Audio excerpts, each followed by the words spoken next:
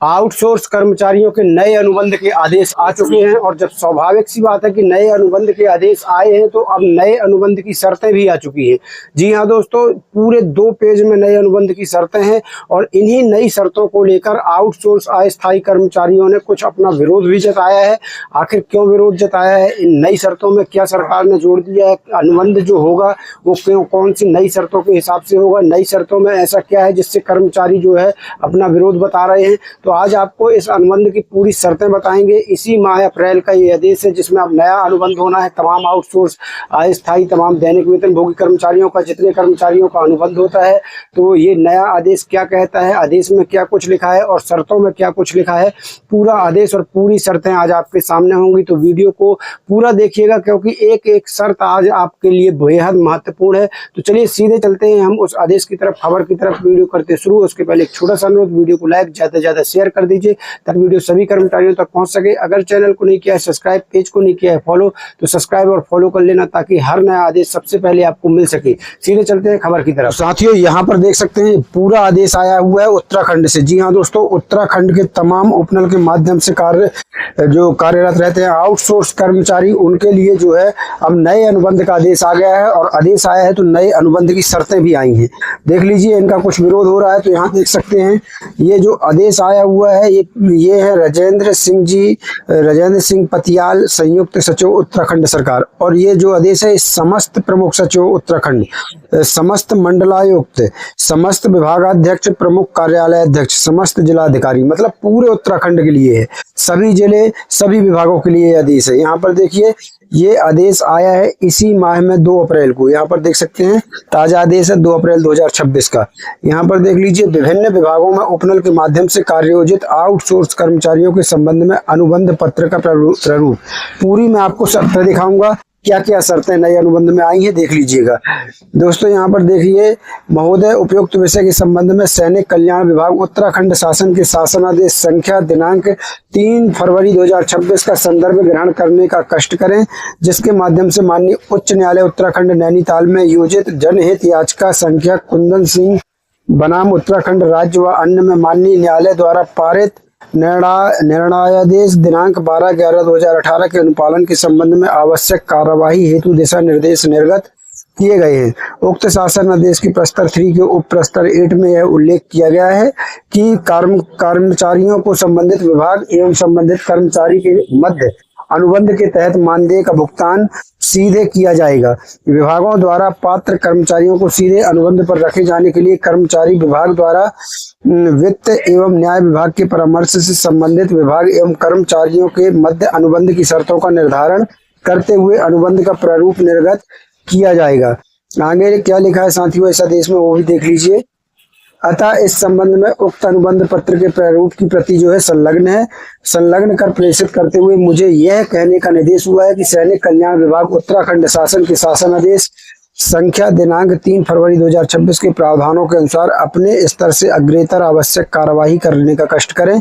और दोस्तों यहाँ देख लीजिए, डिजिटल साइनेड बाई है राजेंद्र सिंह पतियाल जी के, जो कि संयुक्त सचिव हैं उत्तराखंड सरकार के। ये आदेश जारी कर दिया है। चलिए आपको अनुबंध की शर्तें दिखाते हैं। यहाँ पर यह आदेश समस्त विभागों को भी भेज दिया गया है। यहाँ पर देखिए, ये है अनुबंध की शर्तें। यहाँ पर आप अच्छे ध्यान से देख लीजिएगा। यहाँ पर यह अनुबंध आज दिनांक, यहाँ दिनांक डाल दी जाएगी जिस दिन आपका अनुबंध होगा, और यहाँ आपका नाम होगा, और यहाँ देख लीजिए पिता का नाम होगा, और यहाँ पर विभाग का नाम होगा जिसे इसके बाद द्विपक्षीय नियोक्ता कहा जाएगा के बीच संपन्न हुआ। अब यहाँ देख लीजिए, यहाँ पर साथियों आपको बता दें, इसका प्रथम पक्ष है जो वो है जिसके साथ अनुबंध हो रहा है, जिस कर्मचारी के साथ, चाहे वो आउटसोर्स हो, दैनिक वेतन भोगी हो, उसको प्रथम पक्ष कहा जाता है और विभाग को द्वितीय पक्ष कहते हैं। तो चलिए आपका हम यहाँ पर पूरे बताते हैं क्या क्या शर्तें हो गई हैं। जबकि सरकार द्वारा प्रथम पक्ष को नियुक्त किया गया है और प्रथम पक्ष इसमें एतद पश्चात अंतर्विष्ट शर्तों और निबंधनों पर विभाग में सेवा के लिए अकुशल, अर्धकुशल, कुशल, उच्च कुशल अधिकारी के रूप में कार्योजित किए जाने हेतु सहमत हो गया है। क्या लिखा है इस अनुबंध में, वो देख लीजिए। अब यह विलेख इस बात का साक्षी है और दोनों पक्ष पृथक पृथक नियमानुसार सहमत हो गए हैं कि पहला, यह संविदा पर नियुक्ति पूर्णतः अस्थायी प्रकृति की है। कुछ चीजों में कर्मचारियों का विरोध है, यहाँ ध्यान रखिएगा।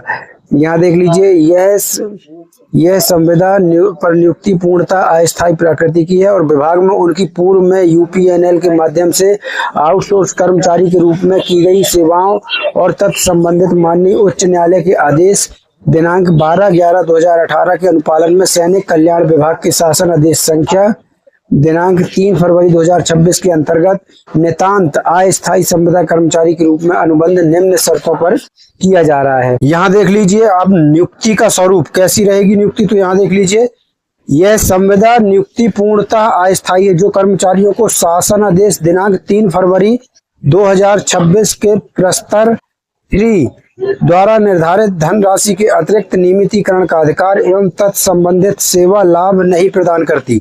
तो आपको बता दें, यही बात पर ज्यादातर कर्मचारियों ने इस पर विरोध किया है कि जो नए अनुबंध की शर्तें हैं उसमें नियमितीकरण का अधिकार टोटल खत्म कर दिया गया है कि कर्मचारी नियमितीकरण की मांग नहीं कर सकते हैं। ये है अब नए अनुबंध की शर्तें। आगे देखिए और क्या क्या लिखा है।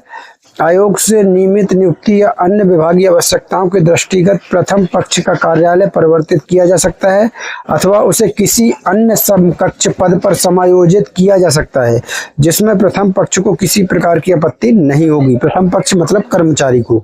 यहाँ जहां भी प्रथम पक्ष आपको देखने को मिलेगा वो कर्मचारी के लिए ही है। दूसरा क्या है वो देख लीजिए, मानदेय। कार्मिक को कर्मचारी को सैनिक कल्याण विभाग के शासन आदेश संख्या दिनांक 3 फरवरी 2026 के प्रस्तर 3 के क्रम में निम्न अनुसार निर्धारित किया जाएगा। प्रथम पक्ष को उक्तांकित शासनादेश दिनांक 3 फरवरी 2026 में निहित प्रावधानानुसार कुल रुपए, और यहाँ पर जब आपका अनुबंध होगा जो भी आपकी बात होगी वो रुपए यहाँ पर दर्शा दिए जाएंगे। मानदेय महंगाई भत्ता सहित देय होगा। यदि किसी कार्मिक की ग्रेच्युटी आदि की देयता बनती है तो वह कुल मानदेय में सम्मिलित मानी जाएगी। इसके अतिरिक्त कोई अन्य भत्ते देय नहीं होंगे, स्पष्ट अनुबंध में लिखा हुआ है। फिर तीसरा क्या है वो देख लीजिए, कार्यालय में अनुशासन। प्रथम पक्ष का कार्य यानी कर्मचारियों का कार्य, प्रथम पक्ष का कार्य व्यवहार और आचरण राजकीय कार्यालय की गरिमा के अनुरूप होगा और वह अनुशासन संबंधित सभी नियमों का पालन करेगा। संबंधित कर्मचारी विभाग से संबंधित किसी भी गोपनीय जानकारी या दस्तावेजों को बाहरी व्यक्ति के साथ साझा नहीं करेगा। कर्मचारी को विभाग के सभी नियमों, कार्य समय और अनुशासन का पालन करना अनिवार्य होगा। अगला है, कार्मिक को 1 वर्ष में केवल 12 आकस्मिक अवकाश एवं 15 दिन का उपार्जित अवकाश सवेतन देय होगा। उपार्जित अवकाश अगले कैलेंडर वर्ष हेतु अग्रसारित नहीं किया जाएगा।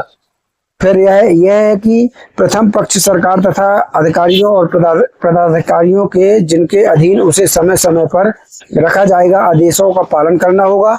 इसमें यहाँ अंतर्विष्ट प्राविधानों के अधीन रहते हुए दिनांक से 28-29 फरवरी वर्ष इस प्रकार कुल माह की अवधि के लिए यहाँ पर दोस्तों खाली स्थान तुरंत में दिनांक डाल दी जाएंगी, माह डाल दिए जाएंगे। तो अवधि माह के लिए अब देखिए इसके लिए मैं जारी के लिए रहेगा।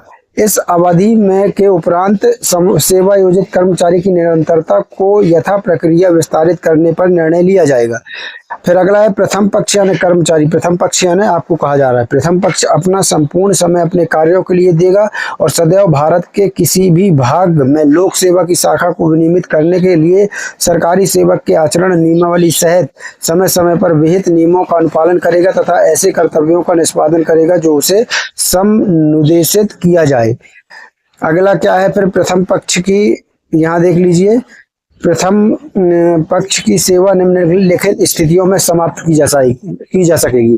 किन किन स्थितियों में आपकी नौकरी जा सकती है यहाँ देख लीजिए। सरकार द्वारा उसे एक कैलेंडर महीने की लिखित सूचना देकर किसी भी समय यदि सरकार की राय में प्रथम पक्ष इस अनुबंध के अधीन रहते हुए सेवा के दौरान अपने कर्तव्यों के दक्षता पूर्ण निष्पादन हेतु अनुपयुक्त पाया गया तो उसकी नौकरी चली जाएगी। सरकार द्वारा बिना किसी पूर्व सूचना के यदि चिकित्सीय साक्ष्य के आधार पर सरकार का समाधान हो जाता है कि प्रथम पक्ष अस्वस्थ है और अस्वस्थता के कारण उत्तराखंड में अपने कर्तव्यों के निर्वहन के लिए काफी समय तक उसके अयोग्य रहने की संभावना है। अब यहाँ देखिए, परंतु सदैव यह कि सरकार का यह विनिश्चय कि प्रथम पक्ष के अस्वस्थ रहने की संभावना निश्चायक होगा और प्रथम पक्ष पर बाध्यकार होगा। फिर सरकार अथवा सक्षम प्राधिकार वाले अधिकारी द्वारा बिना किसी पूर्व सूचना के यदि प्रथम पक्ष इस विलेख के किसी भी प्राविधान अथवा लोक सेवा की जिस शाखा का वह सदस्य है उसके किसी नियम की अवज्ञा या असंयम का दोषी है तो भी उसकी नौकरी चली जाएगी।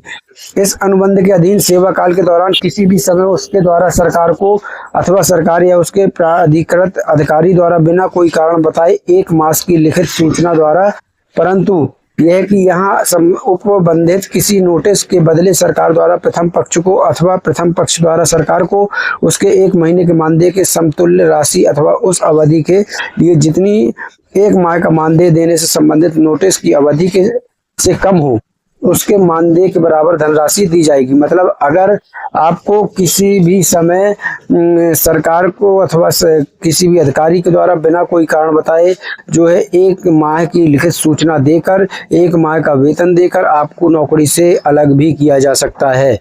अब यहाँ देखिए अगला क्या है, एक एक शर्त बता रहा हूं। यदि प्रथम पक्ष कार्ययोजित होने के दौरान किसी समय इस अनुबंध के प्रस्तर 1 के बिंदु संख्या 3 में उल्लिखित कदाचार अथवा किसी आपराधिक कृत्य का प्रथम दृष्टया दोषी पाया जाता है तो उसके विरुद्ध विधिक उपबंधों के अनुसार नियमानुसार कार्रवाई की जाएगी तथा दोषी सिद्ध होने पर कार्य मुक्त कर दिया जाएगा। इसमें इससे पूर्व अंतर्विष्ट किसी बात के होते हुए भी प्रथम पक्ष जब तक कि सरकार द्वारा अन्यथा विनिश्चित न किया जाए पूर्णतः अथवा अंशतः लाभ प्राप्त करने का हकदार होगा, जैसा कि इस विलेख के दिनांक के पश्चात सरकार द्वारा लोक सेवा की शाखा की सेवा के सदस्यों की जिसका कि वह तत्समय सदस्य है सेवा शर्तों और निबंधनों में प्राधिकृत किया जावे तथा प्रथम पक्ष की सेवा शर्तों और निबंधों में ऐसे सुधार के संबंध में सरकार का विनिश्चय इस विलेख के उपबंधों की सीमा तक संशोधित करने के लिए प्रवृत्त होगा। किसी ऐसे मामले के संबंध में जिसके लिए इस अनुबंध में कोई प्रावधान नहीं किया गया है, सिविल सेवा वर्गीकरण नियंत्रण और अपील नियमावली तथा उसके अधीन बनाए गए अन्य नियम अथवा भारत का संविधान के अनुच्छेद 309 के परंतु के अधीन बनाए गए अनुच्छेद 313 में अंतर्विष्ट माने गए नियम उस यहाँ देख लीजिए उस सीमा तक लागू होंगे। यहाँ देख लीजिए उस सीमा तक लागू होंगे जहां जो यहाँ उपबंधित सेवा पर लागू है और उनके लागू होने के संबंध में सरकार का विनिश्चय अंतिम होगा। यह अनुबंध माननीय उच्च न्यायालय के आदेशों के क्रम में किया गया है अतः यह किसी प्रकार से अन्य नियमित अंशकालिक कार्यभारित दैनिक नियत मानदेय पर नियोजित कार्मिक किसी भी नियमावली या उस नियमावली में उल्लिखित भत्ते या लाभ के संबंध में समानता प्रदान नहीं करता। यह अनुबंध अपने आप में पूर्णतः वैयक्तिक है। यदि कोई कार्मिक इस तरह का अनुतोष प्राप्त करने हेतु कोई दावा करेगा तो उपरोक्त प्रस्तर 3 के तहत इसे अनुशासनहीनता मानते हुए द्वितीय पक्ष उसके विरुद्ध कार्रवाई स्वतंत्र होगा, जिसके लक्ष्य में प्रथम पक्ष यहाँ डेट डाल दी जाएगी। विभाग में विभागाध्यक्ष समक्ष सक्षम प्राधिकारी द्वारा प्रथम यहाँ सब कुछ यानी डेट दिनांक वगैरह तारीख वगैरह दस्तखत वगैरह सब डाल दिए जाएंगे और द्वितीय पक्ष के यहाँ पर दस्तखत होंगे, यहाँ देख सकते हैं। तो इस प्रकार से पूरी शर्तें होंगी जिसमें कुछ कर्मचारियों को कुछ शर्तों में दिक्कत भी है। दोस्तों जैसे ही कोई और अपडेट इस पर आती है आपको सबसे पहले जानकारी देंगे। मिलते हैं नई वीडियो के साथ नई अपडेट के साथ, तब तक के लिए धन्यवाद। जय भारत, जय हिंद।